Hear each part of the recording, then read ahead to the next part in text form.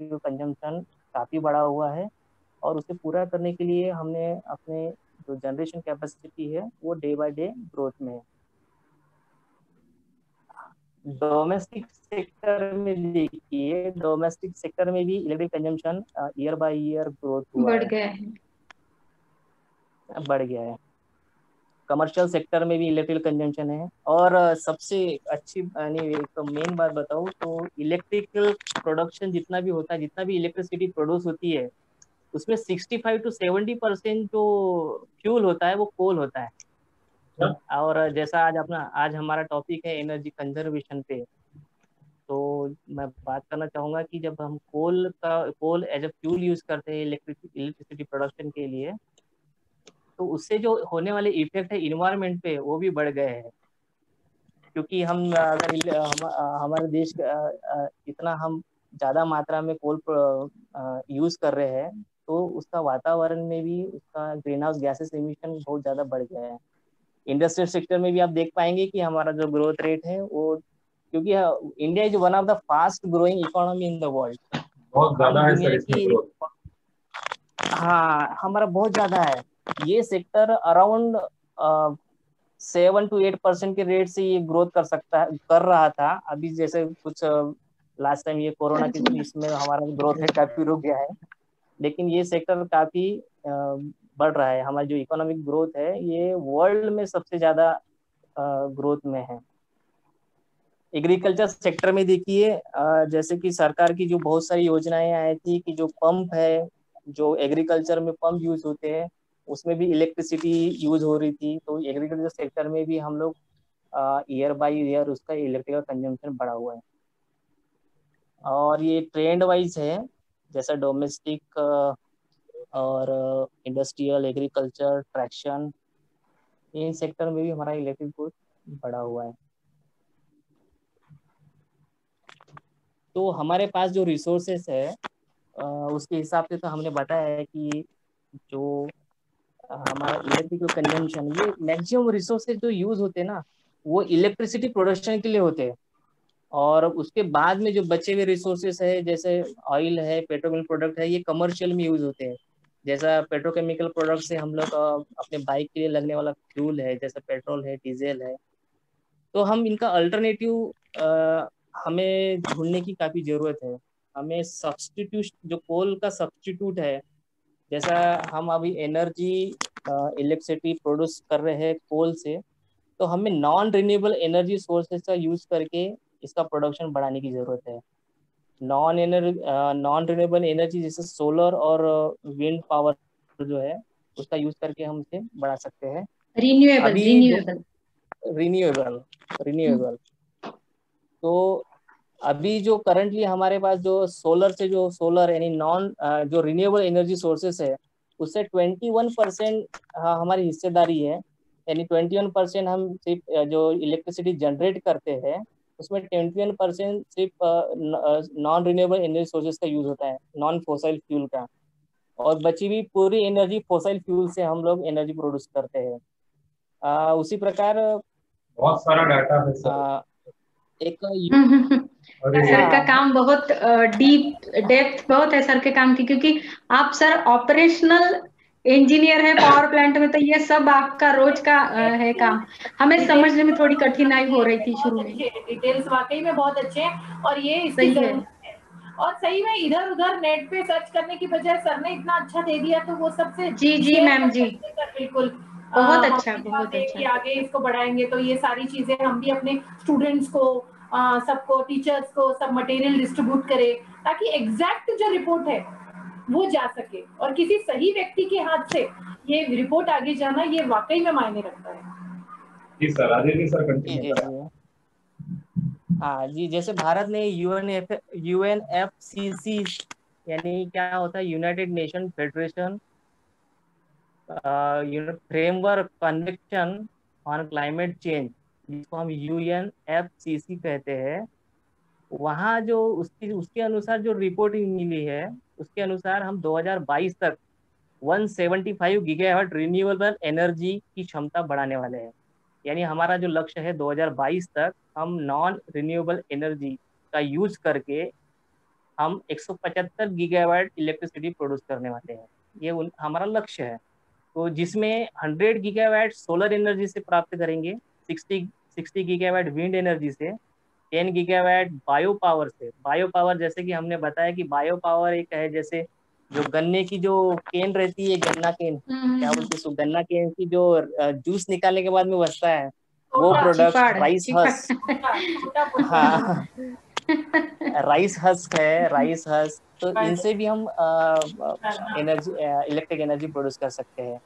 और 5 गीगावाट है small scale sector से, जैसे पवन चक्की वगैरह जो होती है, उन सोर्सेस से हम 5 गीगावाट। तो ऐसा हमारा 2022 तक के 175 गीगावाट रिन्यूएबल एनर्जी से इलेक्ट्रिसिटी प्रोडक्शन की लक्ष्य रखा है।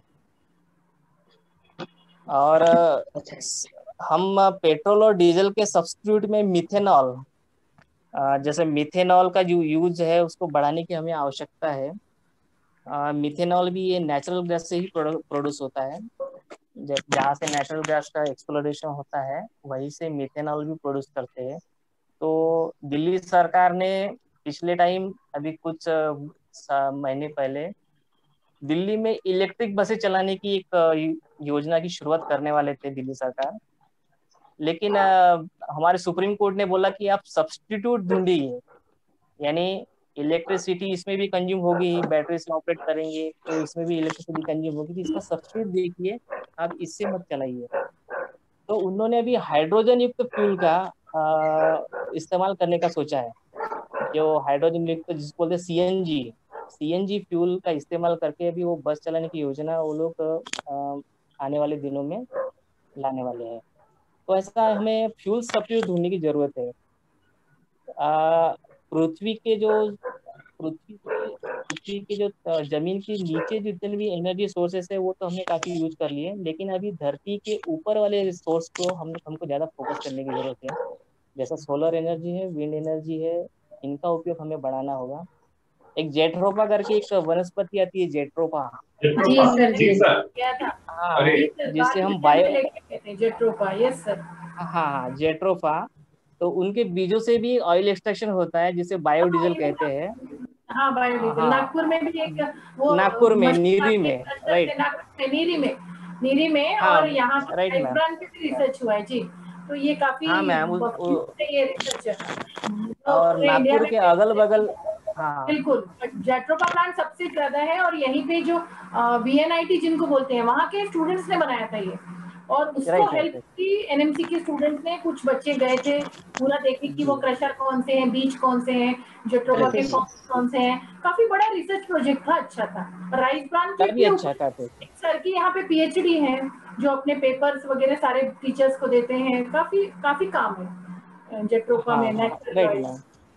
हाँ, मेरे भी फ्रेंड कुछ एंगेज है उसमें कि जो जेट्रोपा की खेती करवाते हैं किसानों से, यानी वो उनके बारे में उनकी जी अभी बनाए आपको, हाँ, उनकी खेती कैसे करना, उनको कैसे कब खाद देना, ये सब उनको वो बताते हैं। मेरे फ्रेंड कुछ उसमें इन्वॉल्व है, और उसका जो रिसर्च है नीरी में चल रहा है कि उसे हम एक पेट्रोल और डीजल का सब्स्टिट्यूट करके एक फ्यूल के तौर पे हम उसे यूज कर सकते हैं, जिसे बायोडीजल कहेंगे। तो वो एक अच्छा एनर्जी का सोर्स है कि हम एनर्जी को, एक तो दो तरह के ये सोर्स है। एक तो आप जो एग्जिस्टिंग फ्यूल है उसको आप रिप्लेस करिए, और रिप्लेस कर नहीं सकते क्योंकि रिप्लेस करने के लिए इतना आसान नहीं है हम बोलने का कि रिप्लेस कर दो, या उसका सब्स्टिट्यूट ढूंढिए। हाँ, सब्स्टिट्यूट ऐसा लगता है सर का पूरा एक वेबिनार रखना चाहिए। सर यस मैम, इतना डाटा है, इतना डिटेल है, और कॉलेज के स्टूडेंट्स के सामने ये रखना चाहिए। आइदान सिंह जी से मैं विनती करती हूँ कि राजेश जी का एक पूरा बहुत लंबा लेक्चर आपके स्कूल में जब कभी आफ्टर लॉकडाउन जरूर कोशिश कीजिएगा अरेंज करने की। लॉकडाउन के बाद आप सभी पधारिए, स्वागत है। सारे वर्कशॉप, सेमिनार सब रुके पड़े हैं, काम सारे ऑनलाइन हो रहे हैं, जो चीज ऑफलाइन करते थे इतने सालों से ऑनलाइन का मैम। लेकिन जब सामने बैठते हैं ना, उसका एक अलग मजा, बहुत अलग उसका इफेक्ट होता है बच्चों के लिए। ये अभी As a एडजस्टमेंट है जो चल रहा है। एज ए साइंस टीचर तो बहुत लिमिटेशंस है, you go only 50 to 60%, otherwise कोई चीजें आप उनको नहीं कर सकते, एक लिमिटेशंस होती है। सही है, बोलिए राजेश जी आप। हाँ मैम, तो हम बात कर रहे थे सब्स्टिट्यूट फ्यूल के ऊपर, तो हमें इन चीज़ों का सब्स्टिट्यूट ढूंढने की काफ़ी ज़रूरत है। देखिए हम आगे भी देखेंगे कि हमारा जो फ्यूचर एनर्जी कंजम्पशन रहेगा वो किस तरह का रहेगा। हम हमारे जो इकोनॉमिक ग्रोथ है वो किस तरह से आगे बढ़ने वाली है। इकोनॉमिक ग्रोथ के साथ में हमारा फ्यूल कंजम्पशन भी बहुत तेज़ी से बढ़ेगा। हम किन किन सेक्टर में हमें चैलेंजेस मिलेंगे, और ये सब हम आगे देखेंगे। लेकिन हमें सब्स्टिट्यूट फ्यूल के तौर पे पेट्रोल और डीजल का सब्स्टिट्यूट एक बायोडीजल, जो मैंने जेट्रोफा का नाम लिया, उसे उसमें ज्यादा संशोधन होने की जरूरत है। अच्छी आपको मिथेनॉल को मिला के आजकल डीजल और मिथेनॉल डीजोनॉल हो गया हाँ, है। अभी लेटेस्ट 2019 की जो 2020 की रिसर्च फीचर्स आई है सर, और जो निकलती है ऑल ओवर इंडिया के लिए, इसमें वही सब चीजें दी गई है कि आप डीजोनॉल को कैसे करेंगे और कैसे पर्यायी चलेंगे। मतलब काफी अच्छी बुक्स है। EIA जो होता है, इन्वायरमेंटल इम्पैक्ट असेसमेंट जो होता है, उसकी भी रिपोर्ट्स काफी इसमें अच्छी है। और मैम आगे चल के मिथेनॉल का यूज हमें घर में जो एलपीजी सिलेंडर का भी सब्स्टिट्यूट मिलने वाला है। जो एलपीजी सिलेंडर हम यूज करते हैं घर में, उसकी सब्स्टिट्यूट में भी मिथेनॉल का यूज होने वाला है घर के यूज के लिए। और उसके लिए APL जो है, असम पेट्रोकेमिकल लिमिटेड, उन्होंने मिथेनॉल से चलने वाली स्टोव का निर्माण किया है। ये उनका पायलट प्रोजेक्ट है, अभी उसके ऊपर रिसर्च चल रहा है। लेकिन उन्होंने एक स्टोव बनाया है कि वो मिथेनॉल से चलेगा, यानी मिथेनॉल यूज करके हम जो भी खाना पकाने के लिए, अदर इसके लिए उसका यूज कर सकते हैं। तो मिथेनॉल का यूज हमारे फ्यूचर में भी बढ़ने वाला है। अब तो मिथेनॉल है, बायोडीजल है, सैनिटाइजर आ गया है, सारे अल्कोहल के प्रोडक्ट घर में आ गए हैं, तो धीरे धीरे सारे आम आदमी इससे बिल्कुल वाकिफ हो गया है। तो उनके लिए मिथेनॉल कोई बड़ी बात नहीं है, उसको भी एंट्री दे देंगे वो धीरे से। सिर्फ ईंधन के तौर पर, सिर्फ ईंधन के तौर पर ही एंट्री देंगे। हाँ हाँ मैम, ये actually non only drinkable for है। फ्यूल। हाँ, ओनली अच्छी फॉर बात फ्यूल है। और मेथनॉल साफ साफ कहा है कि मेथनॉल अगर ज्यादा काम में लिया जाए तो अपने लंग्स को भी काफी नुकसान होता है, उसकी स्मेल से भी नुकसान होता है, थोड़ा दूरी रखनी चाहिए। एक बार ड्रिंकेबल गया अल्कोहल सब्स्टिट्यूट हो गया वो ग्रुप में किसी भी चीज के साथ, आपका प्रोपोर्शनल ग्रुप अल्कोहल हो गया तो उसके तो सारे साइड इफेक्ट आ जाएंगे आपको। जी हम यहाँ रूरल में देखते हैं वो अपना पेट्रोल में रॉकेल डाल के ऑटो चलाते हैं और बहुत धुआं उठाते हैं। तो लोग अपने आप ऐसे सब्स्टिट्यूट ढूंढने में बहुत होशियार है इंडिया के लोग। सर एक बात में, अगर आपका परमिशन है राजेश जी, तो मैं एक बात ऐड करना चाहती हूँ। बोलिए बोलिए। जी सर, मैंने वो साइंस एग्जीबिशन में ये ऐसी एक दो चीजें देखी थी थेरोटिकली, जेट्रोफा का वगैरह। और अभी एक वॉली फिल्म थी, बहुत अच्छी फिल्म है। तो उसमें वो जो वॉली रहता है वो कचरे से ईंटें बनाता है, फ्यूल बनाता है। तो सबसे ज्यादा हम इंसान, human being on this earth, सबसे ज्यादा कचरा फैलाने वाला प्राणी है, सबसे ज्यादा कचरा। तो इस पर संशोधन अगर ज्यादा हो जाए आगे, ये कचरे से फ्यूल किस तरह से बनाया जाए। कुछ जगह है ऐसा, अभी वो तो ट्रायल लेवल पर चल रहा है कि कुछ पुणे के बाजू में कोई यंगस्टर्स है, उन्होंने किया था ये कचरे से सर ईंटें बनाई थी छोटी छोटी। और वो ईंटें, मतलब ईंट गलत वर्ड है, लेकिन ऐसे बनाए थे और वो ईंधन की तरह यूज किया जा सकता है। तो सबसे ये भी एक ऑप्शन हो सकता है। और अभी आज ही सुबह मेरा बेटा पूछ रहा था कि बैटरी का व्हीकल जो है उसमें सबसे कम पोल्यूशन होता है क्या। तो हमने गूगल पर सर्च किया, तो बैटरी के व्हीकल से पोल्यूशन कम होता नहीं, क्योंकि वो बैटरी का व्हीकल बनाने के लिए जो ऊर्जा का इस्तेमाल किया जाता है उससे बहुत सारा पोल्यूशन बढ़ता है। तो उसे हम बिना पोल्यूशन का व्हीकल नहीं कह सकते, ऐसी बात हुई। और अभी हमारे देश की बात दुख के साथ कहूंगी, यहाँ पर जहाँ साफ सुथरा पीने का पानी नहीं दे रहे, उनको हाथ किस तरह से धोए जाते हैं इसका पता नहीं है।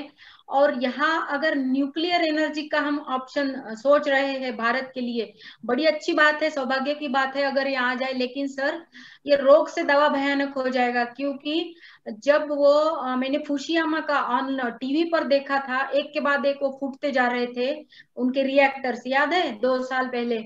और तब मैं टीवी में देख रही थी तो दिल कांप गया मेरा देख के कि ये इंडिया में नहीं है, अच्छा ऐसा लगा था उस दिन मुझे। और फिर वो जो समंदर है वो किसी देश की मालकी का नहीं हो सकता। एक समंदर पूरा ग्लोब को पूरे ग्लोब का एक ही है। तो जब उन्होंने उनका जो रेडियो एक्टिव वेस्ट है जब वो समंदर में डालते हैं तो पूरी पृथ्वी तकलीफ में आती है, पूरी पृथ्वी को इस बात को झेलना पड़ता है। तो हम बनाए वो बनाए वो बनाए, पूरी दुनिया ने अगर न्यूक्लियर पे डिपेंड रहना शुरू किया तो भगवान ना करे अगर इसका ऐसा कोई एक्सीडेंट को हमने हो गया आगे किसी भी देश में, तो ये तो पृथ्वी का अस्तित्व को ही धोखा है सर। ये रोग से दवा भयानक कहते हैं, ऐसी चीज है। मैं एक बात मैडम ऐड करना चाहूंगी, वाकई में ये सच है कि देखिए जो बैटरीज की न्यूक्लियर पावर प्लांट बनाने में यदि 10 साल लग रहे हैं तो उसका जो डिस्ट्रक्शन है उससे ज्यादा, कड़ाई से मड़ाई ज्यादा, 20 ईयर्स 25 ईयर लॉन्ग लाइफ लेता है वो। आइसोटोप बढ़ते जाएंगे ना, वैनिश होता है जैसे बैटरी से आप चला लिए, लेकिन उसको डिसमेंटल करने में और डिस्पोज करने में उससे दुगुना समय लेता है। तो ये चीज बराबर। हाँ, चिमनी जब उसकी साफ होने निकलती है, पावर प्लांट एक बार बंद होगा, वैसे तो एक बार शुरू हुआ पावर प्लांट तो 5 साल बंद नहीं होता, उनका सर को पता होगा, ये मेंटेनेंस उनका होता है। तो जो मेंटेनेंस के समय जो बंद होता है, तो उस समय जब गए थे तो वो जो उसमें हेवी वाटर जो निकलता है, उसके जो बाय प्रोडक्ट निकल रहे हैं, वो जो चीजें हैं जहां यहाँ पे एनर्जी दे रही है, खुशियां मिल रही है, उसके जो बाय प्रोडक्ट के रूप में उसको पूरे अर्थ से निकालना, ग्रीनरी से निकालना, इट इज वेरी, मतलब वो चीजें धीरे धीरे इतना पृथ्वी कचरे का एक भंडार बन जाएगी यदि उसकी रास्ते में उसको लगाया नहीं जाए। विल्हेवाट जर आपण कोणत्याही एखाद्या वस्तूची छान नाही केली तो आपल्या समोर येतो, असं आहे, तर त्याची विल्हेवाट खूप आवश्यक है। तो न्यूक्लियर का भी सेम है, कोई भी एनर्जी, बैटरी बोल रहे, बैटरी लेते जाओ, जमा करते जाओ। हम अपने घर की इलेक्ट्रॉनिक चीजें कहाँ फेंकते हैं? एक बार घर में आप बच्चों को बोलो कितने हैं मोबाइल, एक है, कोई क्लास में बच्चा हाथ नहीं उठाएगा, 2 है 3-4 उठाएंगे, 3 है 5-6 उठाएंगे, किसके घर में 5 मोबाइल है पूरी क्लास उठाएगी एक बार। चार्जर है, इलेक्ट्रॉनिक इक्विपमेंट्स है, पूरा घर कचरे का एक इलेक्ट्रॉनिक जो डेंजर बोलते हैं जिसको हम, एक सादा कंप्यूटर की बैटरी बदलते हैं वो घरों में जमा हो रही है। तो इलेक्ट्रॉनिक वेस्ट को अपने घर से उठाने का जो प्रबंधन है वो इस दिशा में होना चाहिए। बिल्कुल। हाँ मैडम आगे बढ़ाइए, समय को देखते हुए जल्दी जल्दी क्वेश्चंस और जल्दी जल्दी आंसर्स होने चाहिए। बिल्कुल, मैम का शायद कुछ डिस्कनेक्ट हो गया है, पता नहीं। हाँ मेरे ख्याल से, हाँ तो क्वेश्चन है, आप ही पूछ लीजिए रितेश सर, आप ही पूछ लीजिए। मेरे पास है नहीं एक्चुअली, मेरे पास मेरे क्वेश्चन थे और फिर आपके जो भेजे गए थे वो थे, बाकी वाले सारे मैडम के पास नहीं है। तब तक मैं रिसोर्सेज का आपके साथ एक वीडियो शेयर करता हूँ, आप उसको देखिएगा। ये देखिए, राजेश सर की बात से एकदम ये कनेक्शन रखता।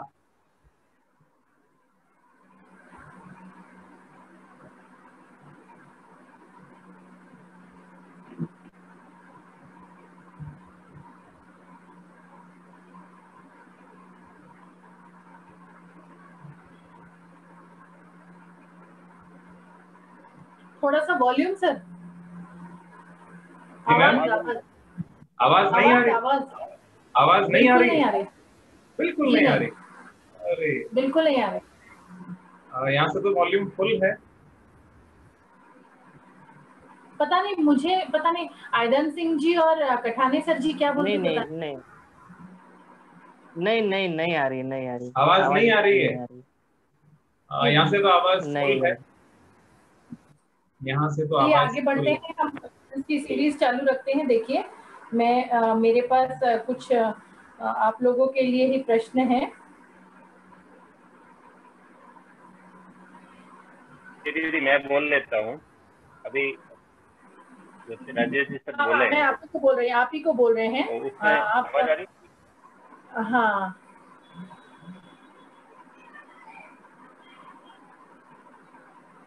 अब आपके लिए आयदन सिंह जी एक प्रश्न है कि आज हमारे पास जो ऊर्जा के संसाधन है, ठीक है, जो उपलब्ध है, उन्हें हम इकोनॉमिकली किस तरह से यूज कर सकते हैं, ठीक है, और वो ज्यादा से ज्यादा कितने दिन तक चलाए जा सकते हैं, ये आपके लिए एक प्रश्न है कि हमारे पास अभी जो हम इस्तेमाल कर रहे हैं, सर के ही कटाने सर के ही क्वेश्चन को लग के ये क्वेश्चन है कि यदि हम कितने सालों तक ये इस्तेमाल करेंगे और इकोनॉमिक तरीके से, मतलब अर्थशास्त्र से, भारत के अर्थशास्त्र से जोड़कर कैसे देखा जा सकता है।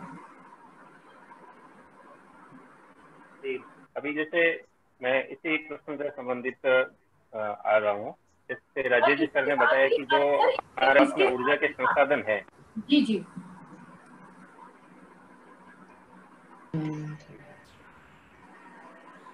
ये तो आवाज नहीं आ वापस आ गए दीदी? जी सर।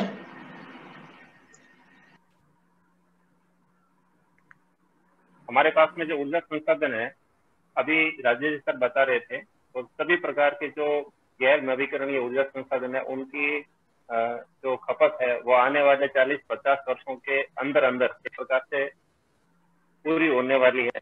और ये जो ऊर्जा संसाधन है, चाहे कोयला या पेट्रोलियम ईंधन के पदार्थ, वो समाप्त होने वाले हैं।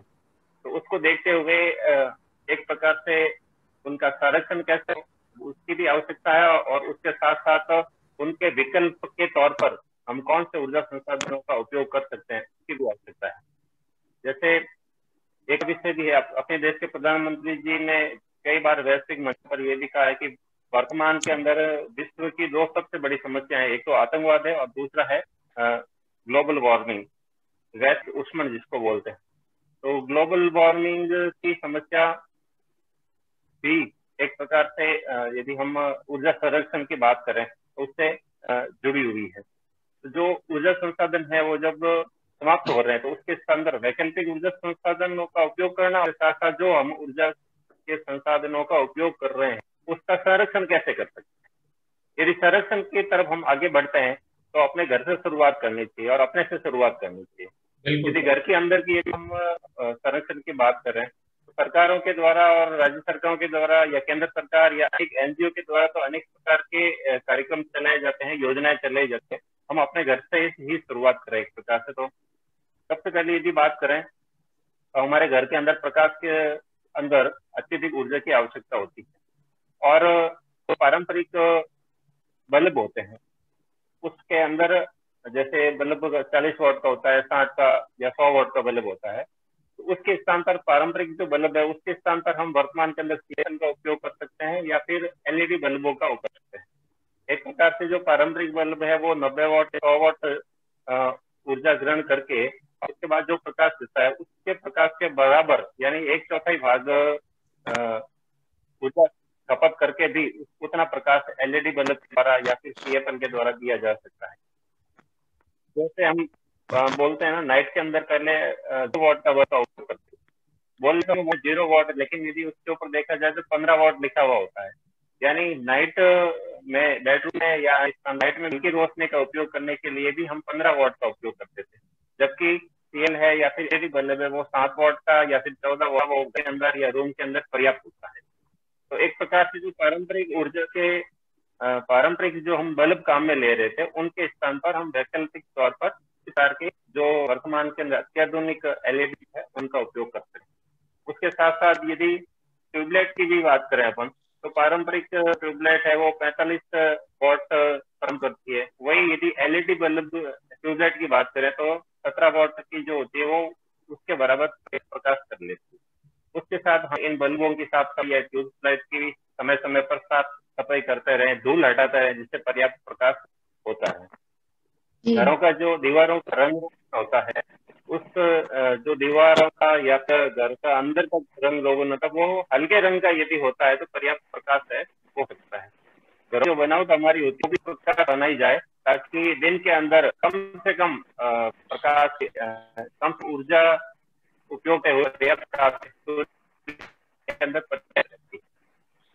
घर के अंदर हमारे अनेक प्रकार के इलेक्ट्रॉनिक यंत्र होते हैं जिसका हम उपयोग करते हैं। ये रेफ्रिजरेटर, तो उससे भी हम बिजली बचा सकते हैं। एक घर के अंदर वार्षिक ऊर्जा खर्च होती है, उसकी लगभग 25% ऊर्जा है वो एक अकेला रेफ्रिजरेटर जो होता है, वो एमसी कार से उसको में नहीं लेते, तो वो अकेला ही इतनी ऊर्जा जो है वो खपत कर लेता है। तो मानक तय किए हैं ISI के द्वारा या फिर 5 स्टार जो रेफ्रिजरेटर हैं उनका उपयोग घरों के अंदर हम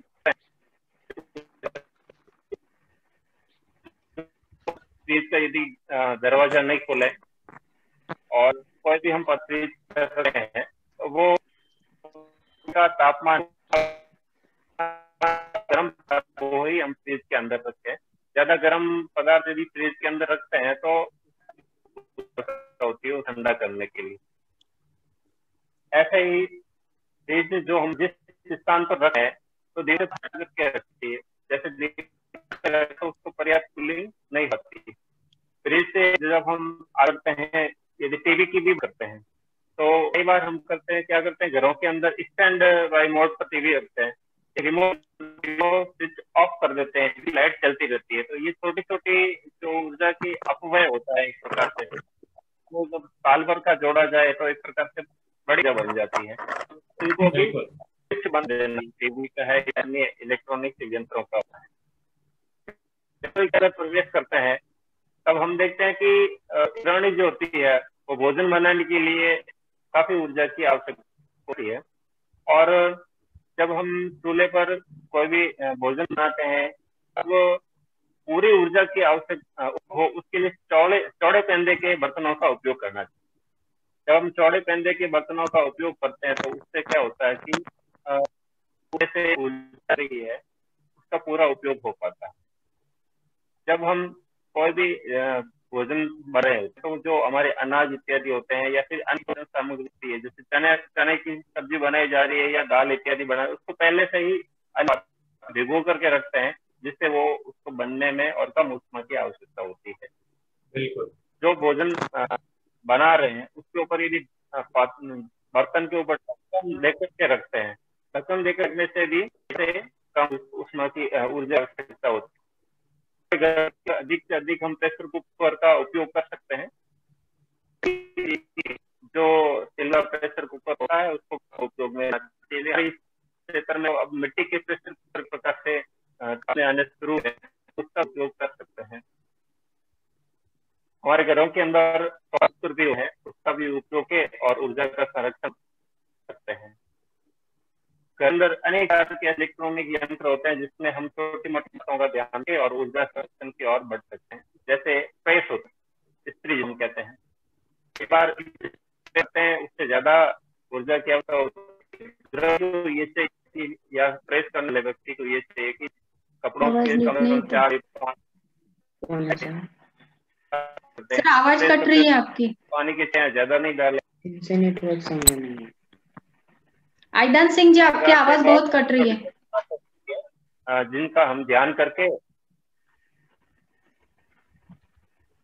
आवाज नहीं आ रही मेरी? सर कट रही थी बीच बीच में, अभी आती है लेकिन कट कट के आती है। अब आ रही मेरी आवाज? जी सर आ रही है। जी जी जी। ऐसे ही जब घर से बाहर निकल करके और कृषि क्षेत्र की बात करें तो वहां पर भी ऐसा कहते हैं जो ऊर्जा खपत होती है किसी भी देश में या अपन हिंदू की करें तो लगभग 18 से 20% जो ऊर्जा है वो कृषि क्षेत्र में उपयोग में आती है। और प्रति वर्ष लगभग 2.5 करके 5 लाख नए पंप सेट है वो कृषि क्षेत्र में आ जाते हैं। तो इन कृषि क्षेत्रों का जो पंप काम में लिए हैं ये एक प्रकार से मार्कर ये लिए जाए जिसके कारण से ऊर्जा उसका अच्छे प्रकार से उपयोग भी हो सके और ऊर्जा की भी बचत होती है। ऐसे ही घर के अंदर वॉशिंग मशीन है, गीजर है, इसकी पर यदि हम छोटी छोटी बातों का दें तो ऊर्जा का संरक्षण हो सकता है। और जो वार्षिक हमारी ऊर्जा होती है तो उस वार्षिक ऊर्जा खपत लगभग 30% से लेकर के और 35-40% तक हमारे जो वार्षिक बिल है उस बिल को कम कर। जी। जी धन्यवाद आइदन सिंह जी, ये बहुत अच्छे तरीके है। भयानक ऊर्जा के उपयोग से ज्यादा हम वो जो इकोनॉमिकल यूज करना ज्यादा मुझे अच्छा लग रहा है। और हमारे यहाँ नागपुर में एक प्रयोग हुआ था, जब देवेंद्र फडणवीस जी यहाँ के मुख्यमंत्री थे महाराष्ट्र के, तब जब पौर्णिमा का दिन आता था, तो हर पौर्णिमा को, मेरी बात सब सुन रहे हैं? बिल्कुल बिल्कुल बिल्कुल जी सर, तो जी वो बिल्कुल स्ट्रीट लाइट पूरी तरह बंद कर देते थे जब तक चांदनी आती है। तो उन्होंने बोला था, मैम को पता होगा कि चांदनी, ये जो चंद्र की चांदनी है उसका एंजॉय कर लो। यस मैम, बोलिए बोलिए। नहीं बोलिए, आप बोलिए। बोलिए तो आप बोलिए। हाँ, तो मुझे याद हो गया, और मैंने ये अफ्रीका में भी सुना है कि ऐसा करते हैं। और अभी याद आया था, मैं भूल गई, और एक जगह पे ऐसा है, वहां पर जब पूर्णिमा होती है तो वह पूरे स्ट्रीट लाइट जो है, रास्ते के पूरे दिए वो पूर्णिमा के दिन बंद रखते हैं ताकि बिजली बच जाए। ऐसा भी। और मेरे पास और एक अच्छा ऑप्शन है, जो कि मैम ने शुरू में बोला था, 70% पॉपुलेशन रूरल में रहता है, तो रूरल में बायोगैस के प्लांट ज्यादा से ज्यादा लगाना, ये मुझे सबसे अच्छा तरीका लग रहा है। बोलिए बोलिए। वो जीरो अर्थ आवर की जो बात थी, वो 5 साल पहले मन की बात में भी बोली गई थी, 2014 में जब शुरू हुआ। याद है। हाँ, तो सबसे पहले सभी, और इसके पीछे उद्देश्य ये था कि पूर्णिमा को भरपूर चांदनी होती है, तो जितने स्ट्रीट लाइट है, और वाकई में देखा गया उस समय जो हर पूर्णिमा को और जो बिजली की जो बचत हुई थी उसकी जब एनालिसिस किया गया, तो पूरे भारत के लिए वो एक उदाहरण बन गया। और उसके बाद और उसके पीछे उद्देश्य क्या था कि न बिजली बचे। उन्होंने बहुत अच्छे से समझाया था इस बात को, नेशनल टीवी पे समझाया था कि आप लोग आपस में उस समय परिवार के लोग एक साथ बैठते हैं, में बाहर चलते हैं, आदिवासी लोगों की तरह बाहर आए और एंजॉय करें चांदनी में। चांदनी में एंजॉय कीजिए। लेकिन वो गो बैक टू नेचर भी था, गो बैक टू नेचर भी था, और बहुत अच्छा। सर मैं जो भी हुआ था, बहुत बड़ा प्रोग्राम था, उसमें मैं भी शामिल थी। और उस समय जो मोमबत्ती प्रज्वलित करके वो शुरू किया, फिर फूंक करके वो 1 आवर पूरा वहां रहे, तो लग ही नहीं रहा था कि इतने हजारों से लोग वहां पे शामिल हैं, और बहुत बड़ा प्रोग्राम हुआ था वो। जी जी, मन की बात में इसका उल्लेख किया गया था। और हम सब यहाँ अभी 5 जन है ना, तो हम हमारे गांव में ये प्रयत्न करेंगे। फिलहाल मेरे तो गांव में स्ट्रीट लाइट ही नहीं है। अगला सवाल मेरा रितेश जी से है, how pressure cooker is better than normal container? Sir, सबसे ज्यादा इम्पोर्टेंट ये मुझे सुनना है रितेश जी से, अब मेरी बारी है सुनने की। बिल्कुल बिल्कुल, एक्चुअली में यही मेरे विषय का सवाल है। बाकी तो सारे कुछ ठीक है, छोटी मोटी जानकारी जो होती है उसके हिसाब से दे दिया। मेरा विषय ही फिजिक्स है, और फिजिक्स के हिसाब से ही मैं इसको समझाना चाहता हूँ। इसके लिए मैं आपके साथ एक स्क्रीन शेयर करता हूँ। आप लोग देखिए ध्यान से, बहुत सारी स्क्रीन है, कुछ बंद भी करते हैं। ठीक है, ओके जी सर, आप सब लोगों को एक स्क्रीन नजर आ रही है या अभी नहीं आई? नहीं आई। शेयर होने की है, शेयर होने की है। शेयर हो रही, ठीक है, मैं एक बार और कोशिश करता हूँ। मेरा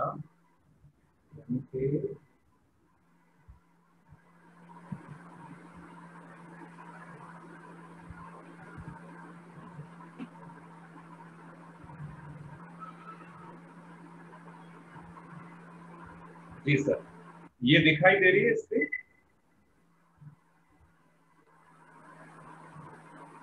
जी सर, सभी लोगों को ये स्क्रीन नजर आ रही है? नहीं सर।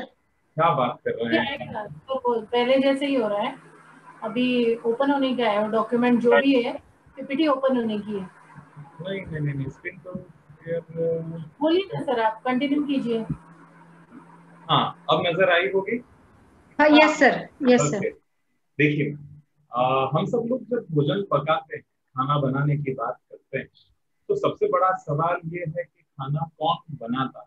जब हम भोजन पकाने के लिए उसको बर्तन में डालकर चूल्हे पर चढ़ा देते हैं, तो एक चीज सोचनी है हमको कि वो कौन है जो भोजन पका रहा है।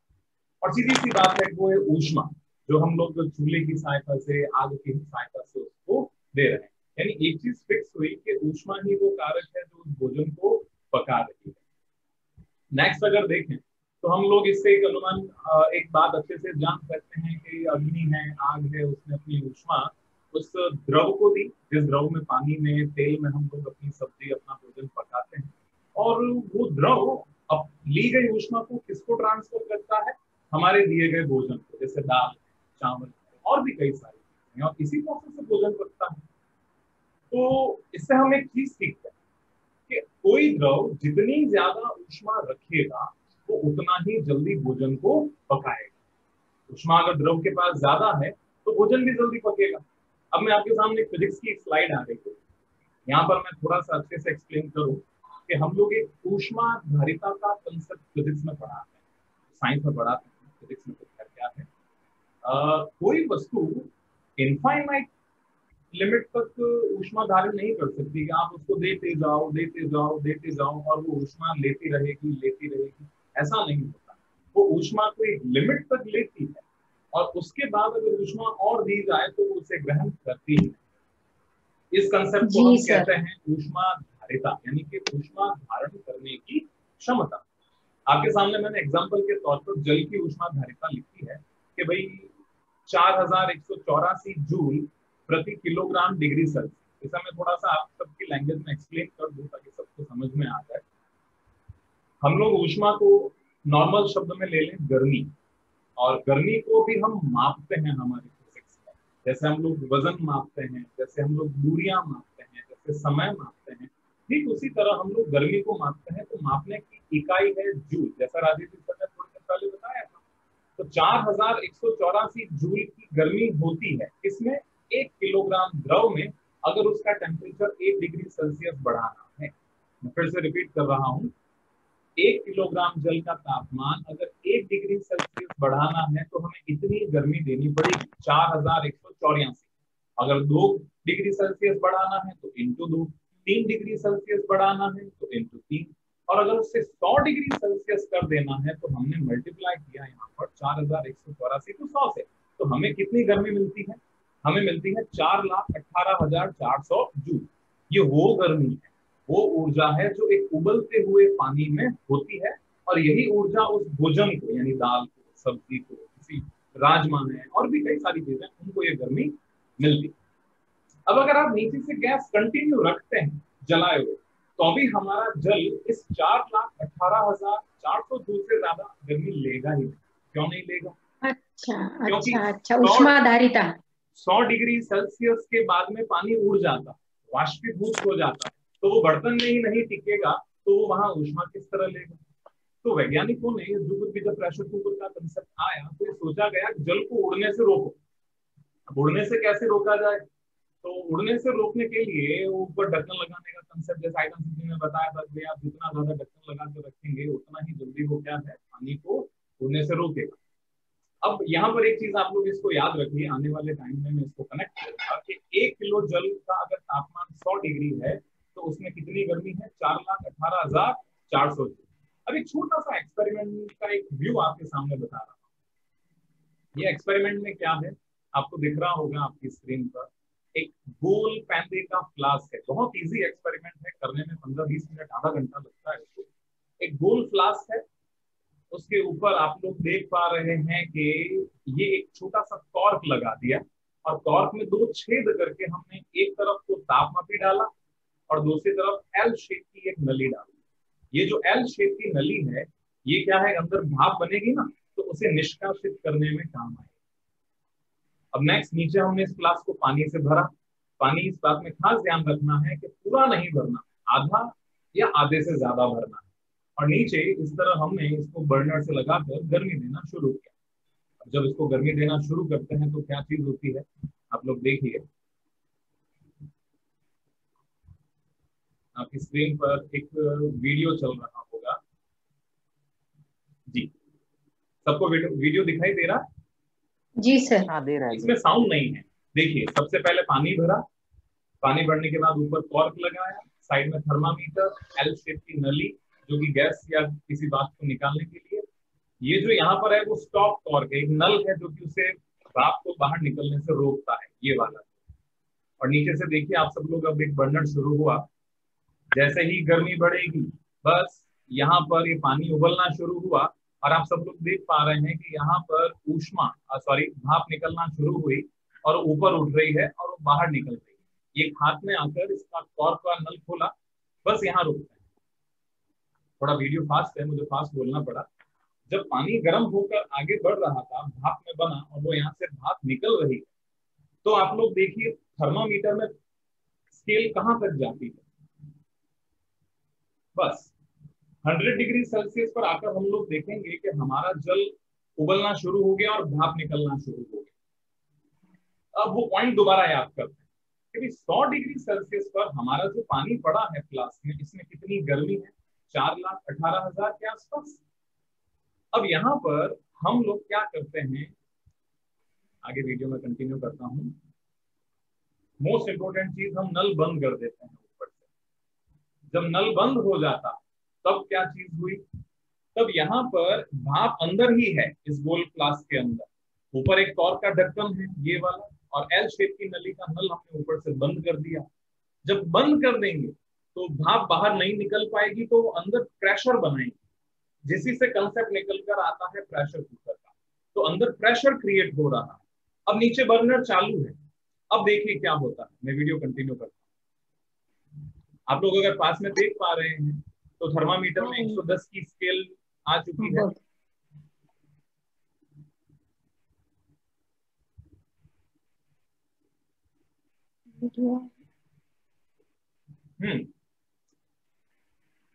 बस यहाँ पर वीडियो पॉज करके मैं एक चीज पुरानी वापस बता दूं। आपने जो पिछली अभी स्क्रीन में देखा था उसमें ये था कि जब स्क्रीन आप ऊपर से प्रेशर बनाती है था तो हमारा पानी 110 डिग्री सेल्सियस तक भी नहीं उबल रहा।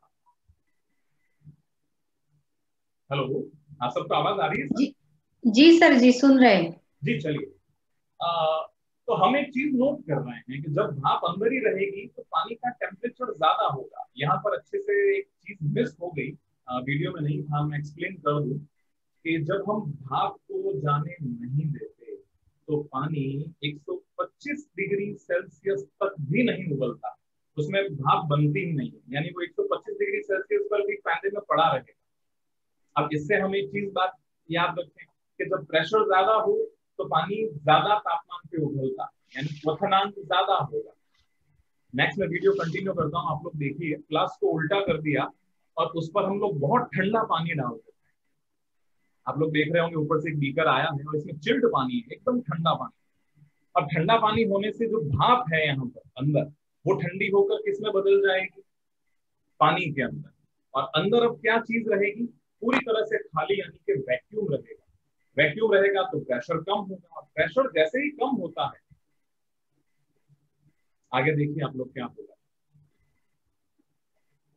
आप लोग अगर अच्छे से देख पा रहे हैं तो यहाँ पर अंदर भाप भी बन रही है, लेकिन टेम्परेचर 80 डिग्री सेल्सियस पर, सब लोगों की स्क्रीन पर नजर आ रहा होगा, यानी 80 डिग्री सेल्सियस पर भी पानी उबल रहा है। मैं आगे कंटिन्यू करता हूँ, देखिए आप सब।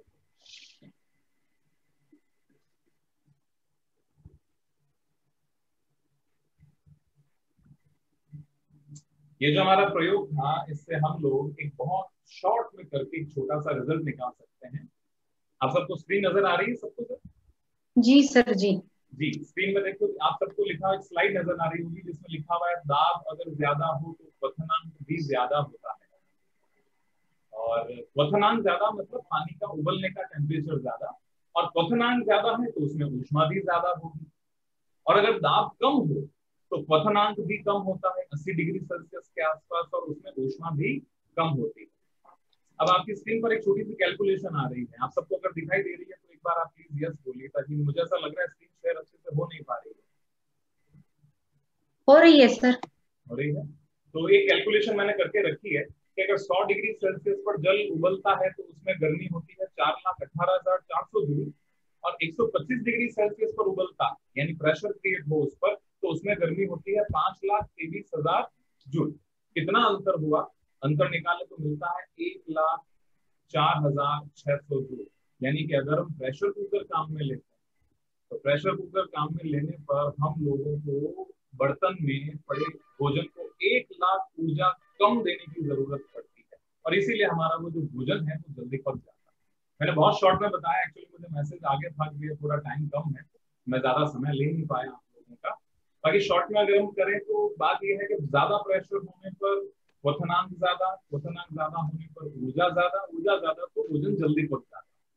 ये जी मैम।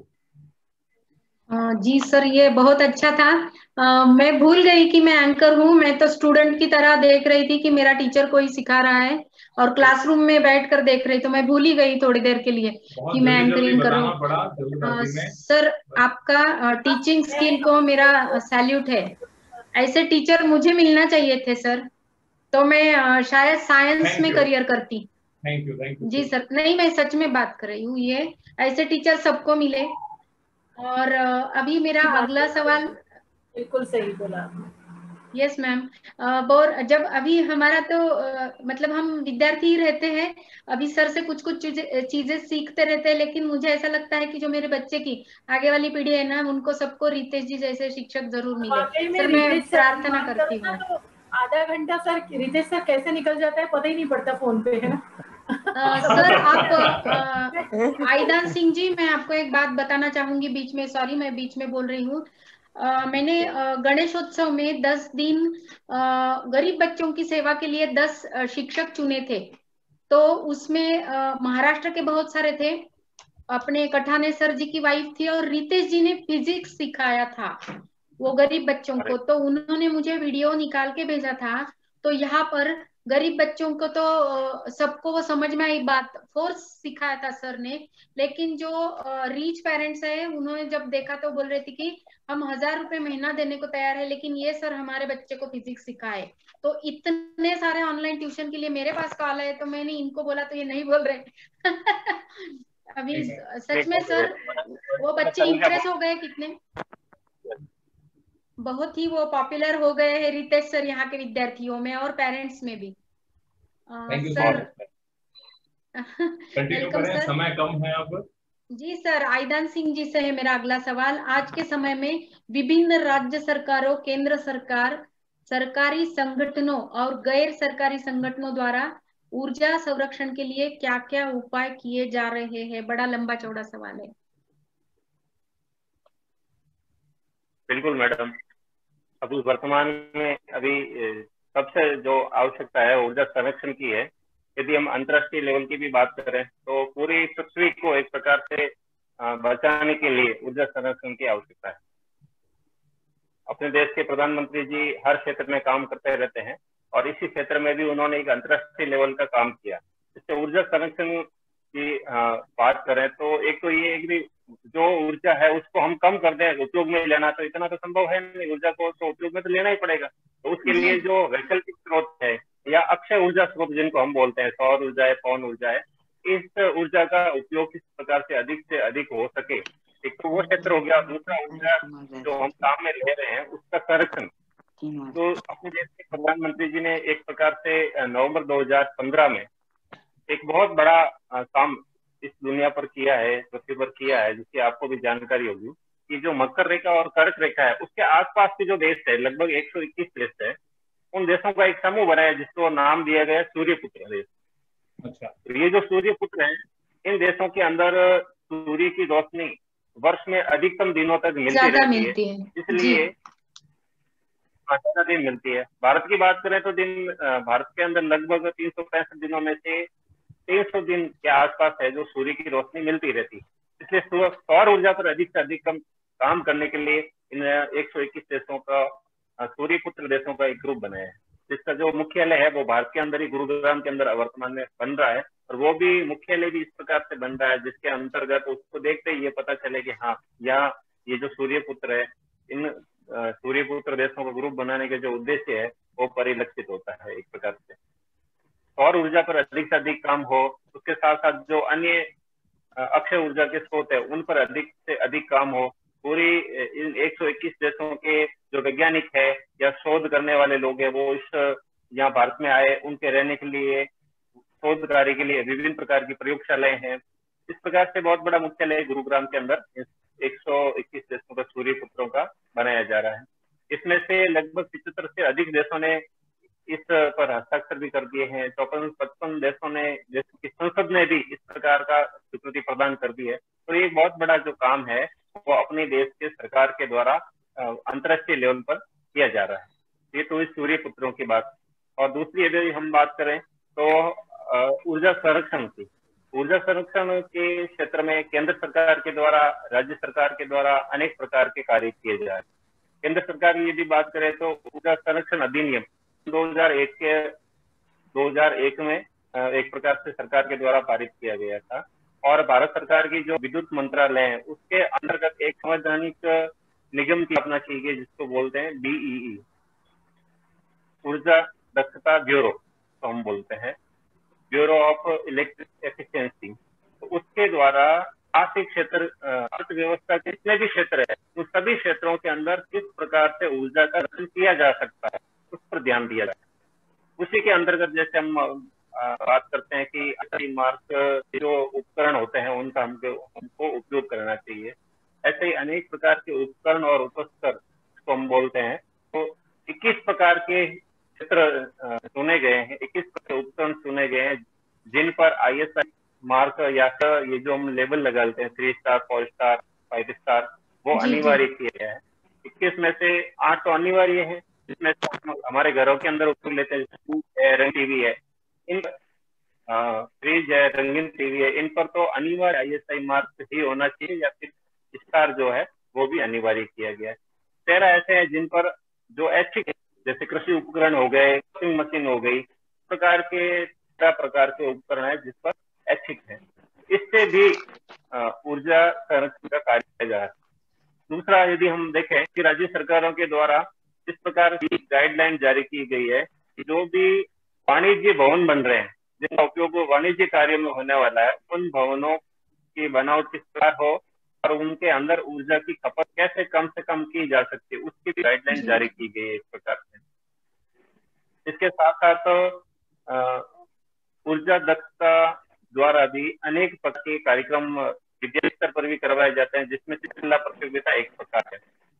अक्सर चौथी पांचवी का एक ग्रुप हो गया, छठी, सातवीं, आठवीं या 9वीं तक का एक ग्रुप हो गया। इस प्रकार से स्कूल लेवल, राज्य स्तर लेवल पर जितने भी पेट्रोलियम कंपनियां हैं, हिंदुस्तान पेट्रोलियम है, पेट्रोलियम है, इसके द्वारा वर्ष में एक बार जिला प्रतियोगिता का आयोजन स्कूली स्तर पर किया जाता है जिसमें लगभग 1.25 करोड़ विद्यार्थी इसमें भाग लेते हैं।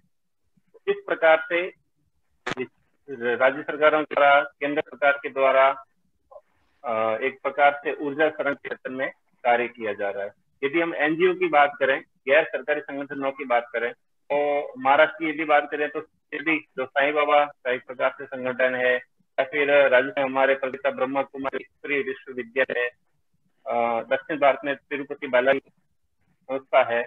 यहाँ पर प्रतिदिन लाख लोगों को भोजन खिलाया जाता है और इस भोजन को पकाने के लिए यदि ऊर्जा की बात की जाए तो बहुत बड़ी मात्रा में ऊर्जा खपत होती है।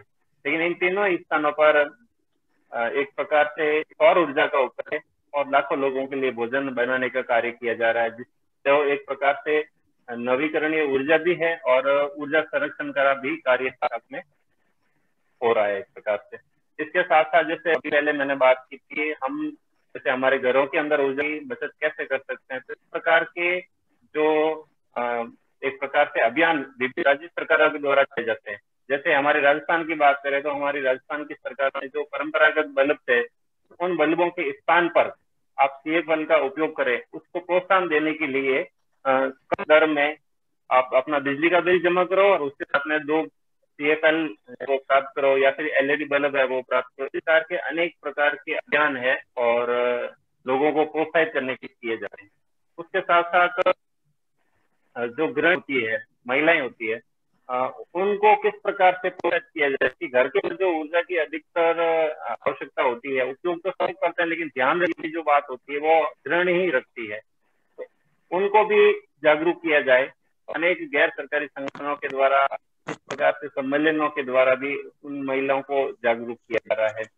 या फिर ऐसे जहाँ पर बिजली की अभी पहुंच नहीं हुई है वहां पर भी सौर लालटेन का उपयोग किया जा रहा है। ऐसे चूल्हे जो धुआं रहित हो उनका भी वितरण किया जा रहा है। प्रकार से सरकार, केंद्र सरकार, विभिन्न प्रकार के गैर सरकारी संगठनों के द्वारा ऊर्जा संरक्षण के क्षेत्र में कार्य किए जा रहे हैं। जी सर, ये बहुत कुछ चीजें मेरे लिए भी नई थी और शायद हम सबके लिए भी नई होंगी। मुझे बहुत अच्छा लगा है सुनकर। It means it's a collective effort है। एक आदमी इसके लिए काम नहीं कर पाएगा या किसी एक क्षेत्र के ऊपर दबाव डालकर ये ऊर्जा का व्यय कम नहीं हो सकता। सबको मिलके, एक साथ मिलके, चाहे स्कूल हो चाहे घर हो, हमें सबको मिलकर यहाँ पर काम करना पड़ेगा। अभी दीप्ति मैडम ने भी कहा था कि वक्त बहुत कम है। सॉरी सर, मैंने एक क्वेश्चन स्किप करती हूँ। केंद्र सरकार के द्वारा, राज्य सरकारों के द्वारा ऊर्जा संरक्षण में अच्छा काम करने वाले जो संगठन है, उन संगठनों को भी किया जाता है। ऐसे ही हमारे राजस्थान के अंदर भी, जैसे जो सरकारी बसों, राजस्थान परिवहन निगम है, वो भी हमारे जो विभिन्न डिपो है, जो कम से कम तेल की बचत, अधिक से अधिक तेल की बचत करते हैं, उन डिपो को भी प्रथम, द्वितीय, तृतीय ऐसे रैंक दे करके प्रोत्साहित किया जाता है। जो हमारे गाड़ी चलाने वाले ड्राइवर होते हैं, उनको भी प्रत्येक डिपो के अंदर प्रथम, द्वितीय, तृतीय स्थान करने वाले ड्राइवरों को भी प्रोत्साहित किया जाता है, पुरस्कार उनको दिया जाता है। ऐसे सभी क्षेत्रों के अंदर छोटे मोटे कार्य द्वारा या पुरस्कार घोषित करके पुरस्कार को प्रोत्साहित किया जा रहा है। सर, ये बात मैं ध्यान में रखूंगी। यहाँ बोधिसत्व फाउंडेशन की तरफ से, जैसे मैं अनेक विषयों पर काम करती हूँ, अगले टाइम में ये फ्यूल पे कंपटीशन लेते वक्त आपकी सलाह जरूर ले लूंगी, और वो महिलाओं से ज्यादा लूंगी मैम, क्योंकि कुछ भी, कितना भी दुनिया बदले, यहाँ इंडिया में तो 99% किचन तो हमारे हाथ में है कि नहीं है? ये मैं एक, जी, ये हमारा अधिकार है, कर्तव्य है। सर, मैं सबको अभी एक विनंती करती हूँ, सभी अतिथियों ने एक एक ऊर्जा संरक्षण पर अगर आपको कुछ सुझाव देने हैं तो दो तीन सुझाव हर एक ने देना है।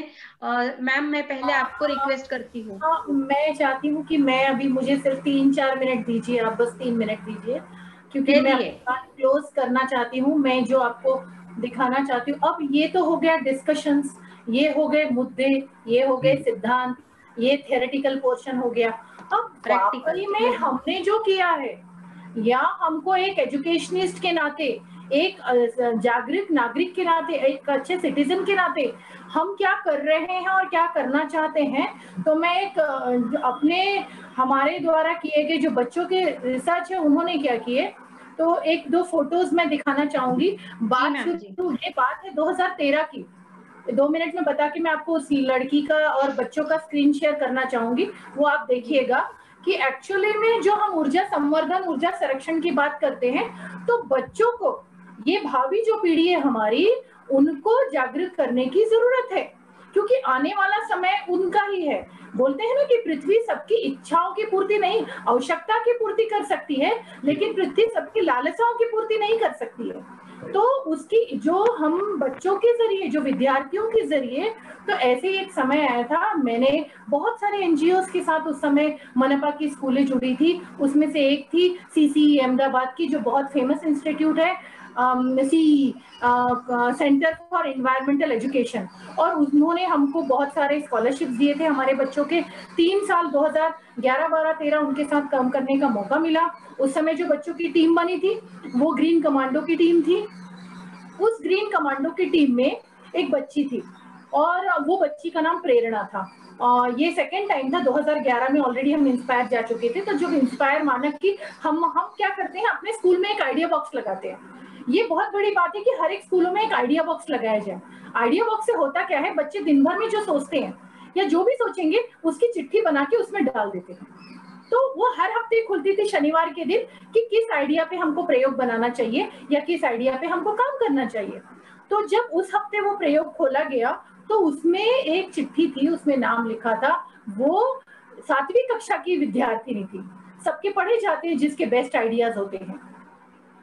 उसने ऐसा लिखा था कि मैडम, ऐसा कितना बच्चे लाइट पंखा लगा के जाते हैं, कितना दिन भर पेंसिल छीलते हैं, कागज पर बात करते हैं, क्या हम इस पे कुछ कर नहीं सकते क्या? एक 11-12 साल की बच्ची पूछ रही है, और ये शनिवार के दिन हमने पूरे स्कूल के सामने वो रखा। तो फिर हमने उसी को बोला बताओ क्या करना चाहिए। तो मैडम बोले इसका ना एक प्रोजेक्ट बनाते हैं और ये प्रोजेक्ट हम लेके जाएंगे। तो हमने उनसे पूछा कि क्या प्रोजेक्ट है। साइंस टीचर मैं ही थी, मेरे साथ और भी मेरे कमेटी मेंबर थे, तो क्या करेंगे। तो उसने बोला मैडम हम ना अपने स्कूल का मॉडल बनाएंगे और स्कूल का मॉडल बना के उसको माय ग्रीन स्कूल नाम देंगे। और जब उसने अपनी विचारधारा सबके सामने रखी, उसको सपोर्ट करने के लिए सच में आए, तो एक नया प्रोजेक्ट बन गया और उस प्रोजेक्ट का नाम था 2011-12 की बात है ये। 13 में पहले उसने डिस्ट्रिक्ट लेवल पे वो जीती, फिर डिस्ट्रिक्ट लेवल पे जाके स्टेट लेवल पे वो जीती, स्टेट लेवल पे जाने पे इंस्पायर नेशनल लेवल पे हो गई और बेस्ट 60 में नहीं हो पाया लेकिन बेस्ट 100 में उसका था। तो उसका प्रोजेक्ट क्या था और उस समय जो ग्रीन कमांडो मैं बताती हूँ, स्क्रीन शेयर यदि होगा, यदि तो इमेज होगी उसकी तो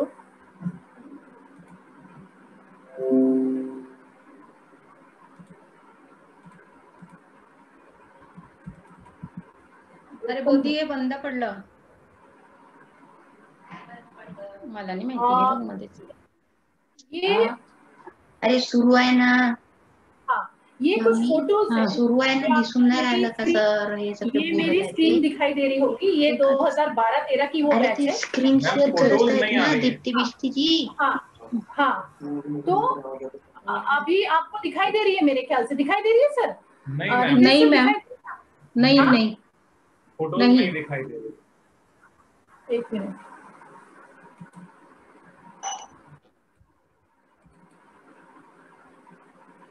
हाँ मैम दिख रही है अभी दिखाई दे रही है ना? हाँ जी जी हाँ, तो ये फोटोज मैं आपके साथ कुछ शेयर कर रही हूँ, इसके बाद मैं वो प्रोजेक्ट का फोटो दिखाऊंगी। तो आप देख सकते हैं ये ग्रीन कमांडो की ग्रुप है।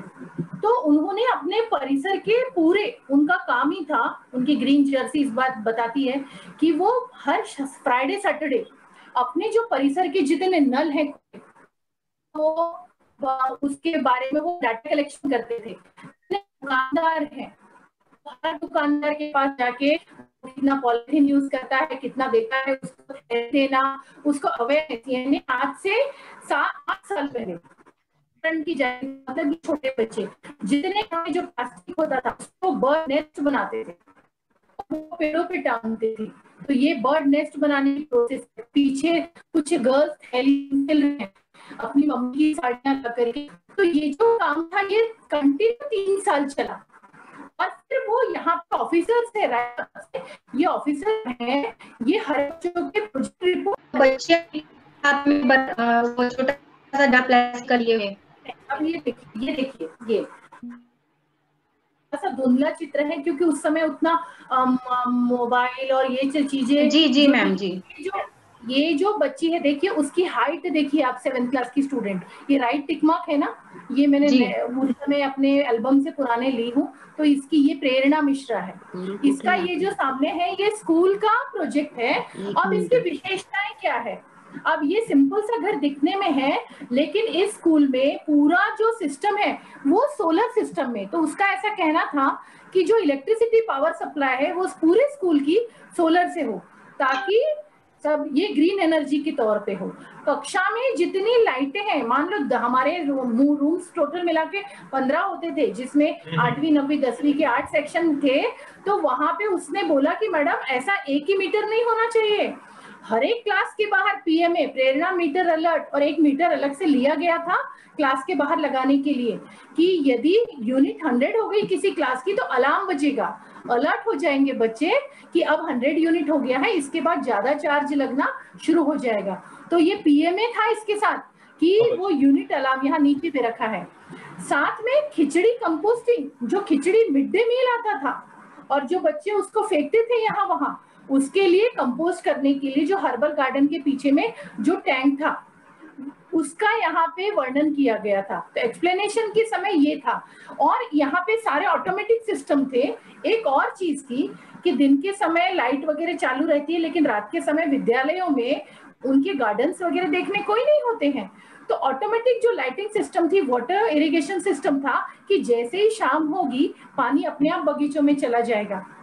सेग्रीगेशन ऑफ कंपोस्टिंग, जो कचरा वर्गीकरण था, सोलर सिस्टम था, इस तरह के सारे नए आयाम लेके ये छोटी सी बच्ची नेशनल लेवल पे गई। स्टेट लेवल में वो एक्सप्लेन कर रही थी तब इससे पूछा गया था। इसका विनिंग क्वेश्चन यही था कि, और ये लड़की एपीजे सर से भी मिली, हम लोग सब गए थे मिलने, तो वहां पे वो जब सारे उनके स्पीचेस वगैरह थे, बहुत भाग्यशाली हैं कि उनसे सुनने का हमको अवसर मिला। तो स्टेट लेवल पे जब जजेस ने इससे पूछा, तुम तो बता रही हो इतनी देर से कि हमारे स्कूल में ये होना है, ये है, ग्रीन हाउस है, ये बाहर से कलर ग्रीन क्यों है, ऐसा कौन सा कलर है? तो बोले अंदर से जो टेम्परेचर है वो बाहर का बाहर जो हीट है वो अंदर नहीं आती है, टेम्परेचर रिफ्लेक्ट होता है वगैरह, बहुत सारी बातें उसने बताई। फिर उससे जजेस ने पूछा, अब मुझे बताओ क्या तुम्हारी स्कूल ऐसी है? और सही मानिए कि हमने ये उसको बताया नहीं था कि क्या बोलना है, कि ऑन द स्पॉट क्वेश्चन था, तो उसने बहुत ही चतुराई से ये उत्तर दिया, सर मेरी स्कूल ऐसी नहीं है क्योंकि मैं गवर्नमेंट के स्कूल में पढ़ती हूँ, लेकिन मैं चाहती हूँ कि जितनी शाला है, जितनी स्कूल्स हैं, वो ऐसी बने। और इस तरह से वो बच्ची नेशनल लेवल पे गई। और बहुत बहुत अच्छी बात है मैम, बहुत मतलब हमें सुनकर हमारे रोंगटे खड़े हो गए। लेकिन मुझे वक्त की पाबंदी ने, मैं और भी ज्यादा सुनना चाहती हूँ आपसे। पहले तो आप मुझे क्षमा कीजिए, मैं बीच में आपको टोक रही हूँ। रितेश सर प्लीज, आपको कुछ सुझाव देने हैं तो दे दीजिए प्लीज। जो मैंने दिए मेरे वही हैं। चाहूंगी कि हमारी शाला की भजन मंडली है जिन्होंने 100 गीत लिखे हैं पर्यावरण पे, कभी मौका मिला तो जरूर सुनिएगा। और मैं जरूर सुनाऊंगी कि ऊर्जा पे भी गीत है, हवा पे भी है, और बच्चे बाकायदा उनको प्रेजेंट करते हैं। जी, हमारे यहाँ पे मैडम 2000 साल से लेकर आज तक मैं ऊर्जा पे कव्वालियां और ये सब 10 साल तक मैं टीचर रही हूँ हाई स्कूल में। ये सब चीजें हमने भी बहुत की है। मैं भी आपको एक कव्वाली शेयर करूंगी ऊर्जा पे। सर आप कुछ कहना चाहते हैं? रितेश सर नहीं सजेस्ट करना जो चाहते मैम हैं ने सजेशन दिए वो मेरे उसके साथ में मैम ने शब्द जोड़ दिए, वही हैं वही। जी वो तो हाँ वही सबकी तरफ से उन्होंने अच्छे से बोला है। आइदान सिंह जी, आप कुछ बोलना चाहते हैं? नहीं, मैंने अभी 2 लाइनें बोली नहीं। मुझे ऐसा लगता है कि देखिए, जो डिस्पोजेबल है उसको कम करना, 7 reduce, reuse, recycle, rethink, regenerate, research, ये जो 8 सिस्टम्स हैं इनको अपने दिमाग में रखें और इनको आगे चलाएं। ये बहुत जरूरी है। ये जी मैम 8 सिस्टम हमारे जिंदगी के ये जुड़े हुए हैं, इनको हम आगे ले जाएंगे तो पर्यावरण की सेवा हम अच्छे से कर पाएंगे। बिल्कुल बिल्कुल सही बात। धन्यवाद। कठाने सर जी, आप कुछ कहना चाहते हैं? नहीं मैम ने इतने अच्छे तरह से वो सबके हो गए, अच्छी तरह से एक्सप्लेन किया है कि आप कुछ बोलने की जरूरत ही नहीं है। काफी अच्छी आइडिया बहुत अच्छा है। ग्रीन स्कूल का यस सर। लेकिन सर ये एक ही बात मैं ऐड कर दूंगी मैम की बात में कि सर ये जो गवर्नमेंट के स्कूल है हमारे महाराष्ट्र में, राजस्थान का मुझे पता नहीं, लेकिन वो बंद पड़ रहे हैं। 6 शिक्षक है और 2 बच्चे हैं, ऐसी हालात है यहाँ पर। आइदान सिंह जी मेरी बात ध्यान से सुनिए, शिक्षक 6 है और बच्चे 2 है, ऐसा स्कूल है गवर्नमेंट का। क्या ग्रीन स्कूल करेंगे हम? पहले तो सर्वाइवल के लिए टीचर भीख मांगते फिरते हैं, बच्चे दे दो बच्चे दे दो, और बच्चे नहीं है। पूरा जिला परिषद का सिस्टम खत्म हो चुका है। और ये जो कर सकते हैं वो तो निजी प्राइवेट स्कूल कर सकेंगे। कठाने सर जी, आप एग्री है मेरी बात से?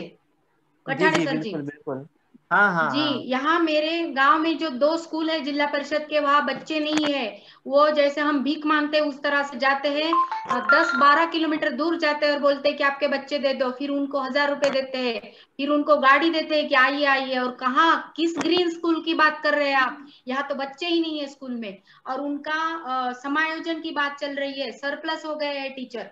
क्या करेंगे यहाँ सर? महाराष्ट्र में बहुत डिफिकल्ट है, इस बारे में हम बाद में बात करेंगे। लेकिन फिर से अपने सब्जेक्ट की तरफ आती हूँ। आइदान सिंह जी प्लीज, आप कुछ सुझाव दे रहे थे। नहीं, वो जो दीप्ति मैम ने बताया ना, वो एक प्रकार से गागर में सागर बस है, सारी बातों को समेट दिया है। उन्होंने सभी बातें एक ही छोटे से इसमें बता दी, गागर में सागर, सही है। सर रितेश सर जी, अगर आप बोलने की बातें अलग होती है, प्रैक्टिकली जो हम कर सकते हैं उस पर ध्यान देना चाहिए, चाहे वो विद्यालय हो या हमारा घर हो। एक प्रकार से वही तो हमारे मतलब विद्यालय में क्या, महिलाओं के हाथ में बच्चों को सीखना है, तो जो बातें हमने बोली है कि हमारे घरों के अंदर परंपरागत बल्बों के स्थान पर है वो एलईडी बल्बों का इसका उपयोग करना चाहिए। तो वो तो इस प्रकार की बातें बोली वो सारे स्कूल में भी लागू होंगी। सही है, जो इम्प्लीमेंटेबल है।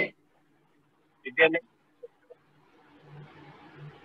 स्कूल का जो बिल होता है या घर का जो विद्युत का बिल होता है वो एक भारी भरकम बिल आ रहा है, तो नहीं उसके स्थान पर हम सौर ऊर्जा का स्कूल की जो छत होती है उसको सौर ऊर्जा के रूप में करें और उससे जो बिल होता है वो 30,000 40,000 जो वर्तमान में आ रहा है उसको हम शून्य पर ला सकते हैं और 2-3 वर्षों के अंदर उसकी जो कीमत होती है सौर ऊर्जा प्लांट लगाने की, वो कीमत जो है वो वसूल हो जाती है और उसके बाद आजीवन एक प्रकार से जी जी जी सर, उसका उपयोग करते हुए एक मॉडल खड़ा किया जा सकता है।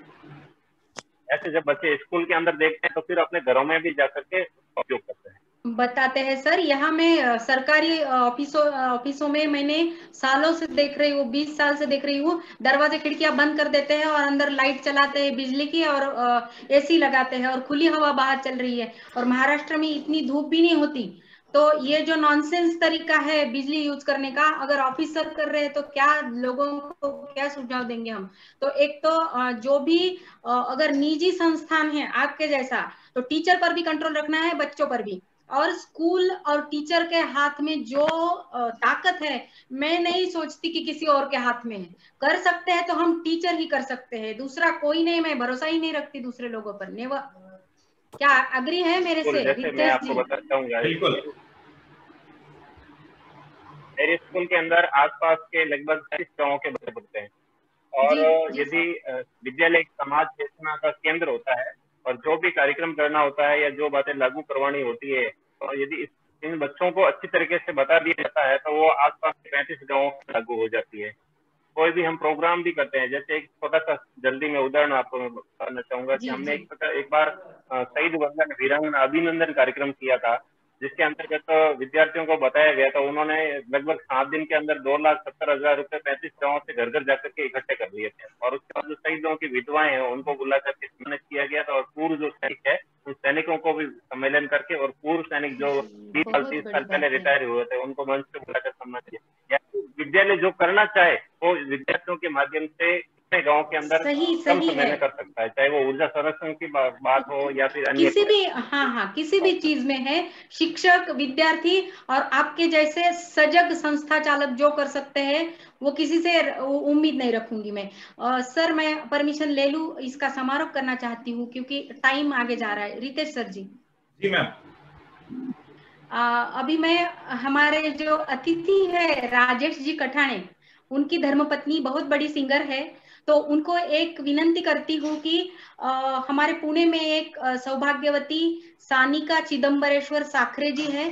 साखरे महाराज बहुत बड़े कीर्तनकार है दीप्ति जी, तो उनके घर में से है। ये सूर्य स्तुति उन्होंने खुद रची है। तो मैं खुशबू कठाने जी से विनंती करती हूँ कि वो आए। और ये बहुत मधुर प्रार्थना इसलिए सूर्य स्तुति से मैं इसलिए समारोह करना चाहती हूँ कि सूर्य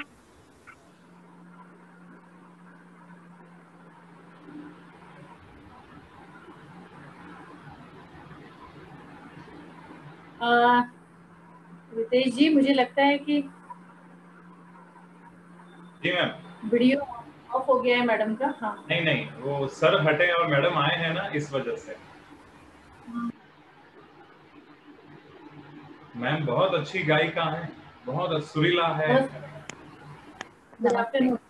आपका इंतजार कर रहे थे हम लोग कि कब आप आएंगे और गाना सुनाएंगे। हाँ, और मुझे भी बहुत बहुत धन्यवाद देना है अमृता मैम का एंड बोधिसत्व फाउंडेशन का। मैं एक बहुत अच्छा एक ऊर्जा श्लोक अभी प्रस्तुत करने वाली हूँ जो मैंने खुद हंसध्वनि राग में कंपोज किया है।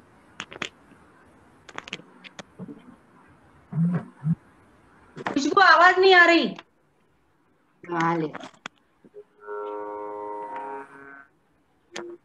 Can you hear me, ma'am? Amrita ma'am? Can you hear me?